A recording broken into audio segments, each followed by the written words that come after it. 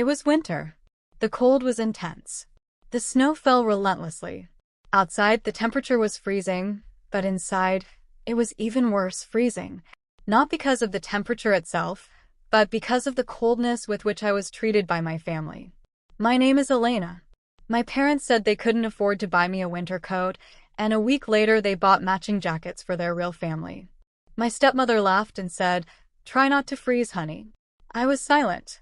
Months later, they needed a place to stay. I said, "It's cold outside, isn't it?" And then my dad. "I just thought maybe you'd understand," my dad said into the phone. His voice was weak, tired. I paused. Understand what? That people go through hard times? The words felt like snow hitting my skin, soft at first, then melting into a chill that settled deep inside. I looked out the window at the gray sky outside. Snowflakes were already falling. "Do you remember the winter I was 15? He was silent. "Never mind," I said. "I hope you guys work things out." I hung up. When I was 15, I asked my dad if we could go buy a new coat. My old one was too tight and the zipper didn't work anymore. He sighed, rubbed the bridge of his nose, and said something about money being tight. I nodded because I was used to disappointment. I didn't cry when I left the room. I didn't cry when I walked to the bus stop the next morning, wearing a hoodie and 3 layers underneath. I didn't cry when my fingers burned in the wind. Crying never helped anything in that house. A week later, I came home from school and heard laughter from the living room. It wasn't a happy sound. It was high-pitched and exclusive, the kind of laughter that said, "You don't belong here." I walked in and saw them. My stepmother Suzanne and her 2 daughters, Bea and Nyla. All 3 of them were wearing shiny new jackets, the kind that puff up and look warm enough to sleep in. The tags were still on the sleeves. They were matching, pink, with fur-lined hoods. My dad stood in the doorway, holding a mug, smiling. They looked like a real family. Suzanne turned to me. "Try not to freeze, honey." It wasn't what she said, it was how she said it. The false concern. The little curl of her lips that said she liked to see me shiver. I said nothing. I walked upstairs. I closed the door. I sat on the bed and stared at the wall. I had learned by now that keeping quiet was safer. Suzanne had moved in with us a few months after the divorce was final. At first, I thought she was just overwhelmed. Trying to blend 2 families is never easy, right? But over time I saw it clearly. She didn't want a blended family. She wanted hers, and I wasn't part of it. She never yelled. She never hit. It was worse than that. She left me out of things on purpose. She forgot to tell me when dinner was ready. She threw out leftovers before I got home from school. She excluded me from family outings and made it seem like I was the one who didn't want to go. I found out about ice skating trips from pictures on the fridge. And my dad, he just watched. When I asked him once, just once, why he let her treat me like that, he mumbled something about keeping the peace. I knew what that meant. It meant I was disposable, as long as she was happy. That winter was tough. Upstate New York doesn't care about your feelings. The cold cuts you to the core. I wore layers of sweaters and sweatshirts and tried not to shiver too visibly. A teacher at school, Mrs. Mercedes, eventually noticed and offered me her old coat from home. I told her my dad was going to buy one the following week. He wasn't. She brought it anyway. I accepted it silently. I still remember how warm it was, how strange the heat felt, like something I didn't deserve. I got a job as soon as I could. Weekends at a greasy spoon diner where truck drivers called me girl and tipped me in crumpled dollar bills. I saved everything. I didn't go to prom. I didn't buy yearbooks. Every dollar went into a shoebox. My only plan was to escape. At 18, I was out. I got a partial scholarship to college. I worked nights, studied during the day, and ignored all the calls from home. They stopped trying after a while, and honestly, I was fine with that. I was used to the cold. Over the years, I built something, a life, a quiet apartment, a degree, a steady job, and billing support for a health group. A lot of time passed. Eventually, I met someone, Logan. He was quiet and thoughtful, nothing like my father. He didn't talk much, but when he did, it mattered. We moved into a 2-bedroom house on the outskirts of Troy. It was the kind of place that smelled like fresh paint and laundry detergent. It felt like safety. Then, one morning in November, I got a call from a number I didn't recognize. I let it go to voicemail. When I finally picked it up, it was my father. He said they'd been evicted. Suzanne had lost her job. She'd had surgery and couldn't work. They were living in a motel near Amsterdam, but they were running out of money. He sounded exhausted, scared, said he didn't know where else to go. He asked if they could stay with me for just a few weeks. I listened to the message 3 times. I didn't answer for 2 days. When I finally called, he answered on the first ring. He was too anxious, his voice cracking with forced optimism. "I really appreciate you calling me back," he said. "I just thought maybe you'd understand. We're in a tough spot." I looked out the window at the first snow of the season. "It's cold outside, isn't it?" I said. He didn't say anything.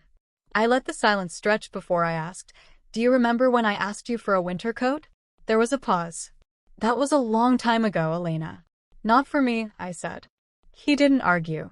"You told me there wasn't enough money, and then you bought matching jackets for Suzanne and the girls. You watched me walk to school in my sweatpants while they posed in the snow." He sighed. "I was trying to make things work. I haven't always gotten it right." I swallowed back a wave of something I couldn't quite place. "No, you haven't." There was a long blank space on the line. "Then I'm sorry." I believed him. That was the weirdest part. I really did. But believing him didn't mean I had to open my door. I told him I needed time to think about it. That was true. Not because I didn't know my answer, but because I needed to feel the weight of it, to allow myself the full space to consider the child I'd been and the woman I'd become. That night, I told Logan everything. He knew bits and pieces of the story, but not the details. Not about the coat. Not about the way Suzanne had made me invisible in my own home. Not about the silent complicity my father had offered in exchange for domestic peace. He listened as he always did, patiently, without interruption.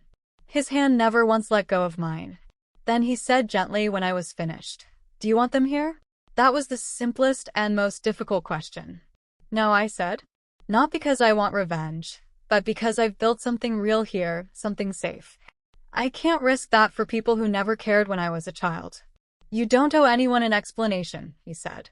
"Especially them." I knew he was right, but I still couldn't shake the guilt. That familiar shame, low and lingering, that somehow, even now, I was being selfish. I let a few more days pass. The snow piled up outside. I dusted the baseboards. I sat in my office pretending to work. Then a letter arrived. Posted from Amsterdam. The envelope was pink and smelled faintly of cheap perfume. "Suzanne." I opened it on the porch, as if I was afraid of what might come out of it. It was short, no more than 3 paragraphs. She said she was shocked and hurt that I'd ignored a family emergency. She said it wasn't her fault that money was tight at the time and that I was choosing bitterness over compassion. She wrote that I was becoming a cold, hard woman, just like her mother. I folded the letter slowly, pressed the folds together with my thumbs, and put it back in the envelope. I didn't cry. I didn't even feel angry. What I felt was tired. Tired of being expected to mother the adults who had failed me. Tired of pretending that forgiveness was due just because years had passed. 3 days later, a second letter arrived. Same sender, but this time it was my father's handwriting on the envelope. I knew it before I opened it. The way he had written my name. Simple, blocky letters. No flourishes. This one was different. He hadn't asked for anything. He hadn't mentioned Suzanne. He hadn't tried to blame me or twist the story. He simply said he was sorry. Sorry for what he didn't see. For what he chose not to see. For not intervening. For choosing peace over protection. "I thought I was doing the best I could," he wrote. "But I understand now that doing your best means protecting your child, even if it costs you comfort." He ended the letter with, "I don't expect anything from you. I just want you to know that I see everything now and wish I had done better." I read it twice, then a third time, and did something I hadn't done in a long time. I let myself cry. It wasn't a dramatic, sobbing cry. It was quiet, gentle, a release. I didn't call him back. Not yet. But for the first time in years, I felt the cold loosen its grip. A few weeks passed. The holidays approached. Logan's sister invited us to spend Christmas with their family in Saratoga Springs. It was warm, chaotic, full of mismatched decorations, board games, and noisy cousins. I brought a bottle of wine. Logan made his famous potatoes. They hugged me like I was there every year. That night, lying next to him under flannel sheets, I told him about the letter. "Do you think he meant it?" he asked softly. "I think he did," I said. "But that doesn't mean I have to let him come back." He nodded. I just needed to hear that, to know I wasn't imagining it all. You weren't. A week later, my phone rang. A new voicemail. "Elena, it's Dad again. I just wanted to say thank you for reading the letter, if you did. We're working things out. We've gotten help from the church. We're staying in a shelter for now. Suzanne isn't happy, but it is what it is. Anyway, I know you're busy. I just wanted to say I love you." I didn't know what to do with that, with "I love you." It sat like a stone in my chest. Not painful exactly, just present. I didn't return that call either. I didn't block him, but I didn't reach out either. Instead, I went back to work after the holidays. Life started again. Logan and I started talking about getting a dog. I started baking again, this time actually eating the bread. I started taking long walks by myself, sometimes in the snow, bundled up in the thick wool coat I'd bought for myself. Every time I zipped up, I thought of that other winter, of a little girl with two thin sleeves watching a woman laugh in her brand new jacket.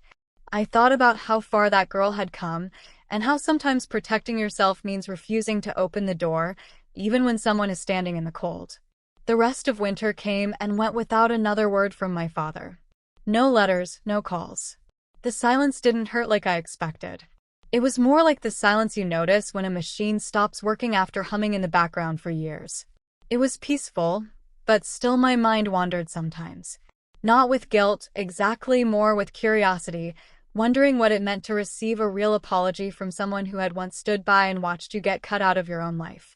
Wondering what it would mean to accept it, reject it, or just let it sit there unanswered. Spring brought small changes. I started running again, just a few blocks at a time on cold mornings. Logan and I planted bulbs along the edge of the yard. My workload increased. I was invited to join a leadership group at my company, and I accepted. Life was moving steadily forward, exactly how I wanted it to.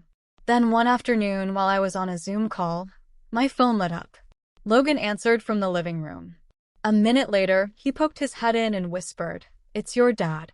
I blinked, held up a finger, ended the call normally, smiled, thanked my coworker, clicked leave, and then just sat there, staring at the exit screen. I didn't call back that day or the next. 2 days later, he called again, left another voicemail. "Hey Elena, I know it's been a while. I wasn't going to call again, but I thought you should know. We're moving out of the shelter. We found a subsidized place just outside of Johntown. It's small, but it's something. I start physical therapy next week. Anyway, I know things aren't easy between us. I just wanted to let you know we're okay." That was it. No pressure, no mention of Suzanne, no plea for help. I listened to it 3 times before I tuned it out. Not because I was angry, just because I didn't know what to make of it. A few weeks later, I ran into someone I hadn't seen in years. It was at the farmer's market in downtown Troy. I was at the honey stand, chatting with the vendor about wildflower honey versus clover, when someone behind me said, "Elena." I turned and saw a woman with a silver braid and warm eyes, Mrs. Mercedes. It took me a second to recognize her. She had aged, more wrinkles around her mouth, a thinner frame, but she still had the same calm energy, the same gentle voice.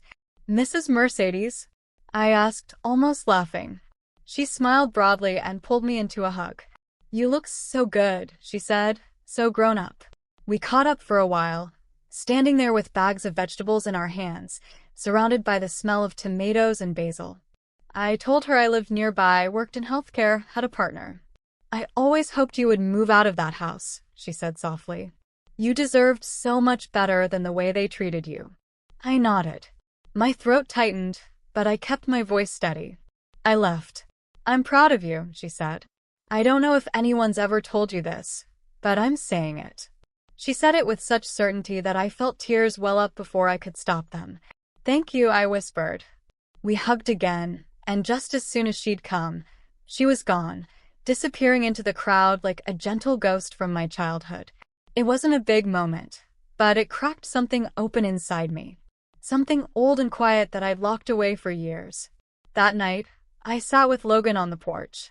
We were sharing a bottle of wine, the string lights buzzing above us, soft jazz playing from the open window. "I saw Mrs. Mercedes today," I said.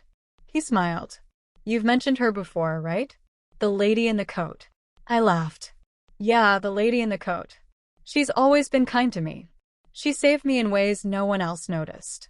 We sat in silence for a while, drinking, watching the night fall. Then Logan asked, "Do you think you'll ever talk to your dad again?" I shrugged. "Maybe, I don't know." He didn't insist. "But if I do," I said slowly, "it will be on my terms. No Suzanne, no guilt. Just two people who understand that you don't always get second chances, and sometimes you don't even want them." Some came in like a slow exhale. The tulips we'd planted bloomed pink, orange, and white striped. The dog we'd talked about adopting became a reality. A rescue dog named Linen who barked at squirrels and chewed up every slipper he could find. We built a small life around that chaos, the kind that seemed simple and complete. But then, in July, I got another letter. This one was different. It wasn't from Suzanne. It wasn't from my father. It was from Nyla. Her handwriting was small, neat, careful. It began, "You probably don't want to hear from me." And I wouldn't blame her. I almost stopped reading right there. But I kept going. She wrote about how she was 12 years old that winter of coats, how she didn't realize at the time what was really going on, how she thought I just didn't like her, that I was cold and angry all the time. "I've thought about it a lot over the years," she wrote, "and I know now that you were just trying to survive." She said that Suzanne had been a difficult mother to her too, that B hadn't spoken to her in years, that their perfect little family had fallen apart long before the eviction. "I guess I just wanted to say I'm sorry," she wrote. "I wish I had known then. I wish someone had stood up for you. I hope you're okay." I folded the letter and held it for a long time. Nyla had never been cruel, just oblivious, just a child in a toxic home. I didn't know if I would write back. Maybe one day, but for now I tucked the letter away in the same drawer where I kept my father's apology. Not out of spite, out of peace. Nyla's letter stirred something unexpected in me. Not bitterness, not sadness, just a strange sort of validation. Proof that I hadn't made it all up in my head, that the loneliness I'd carried for so long had been real and visible, even to those who hadn't fully understood it at the time. I didn't respond. Not right away, but I didn't brush it off either.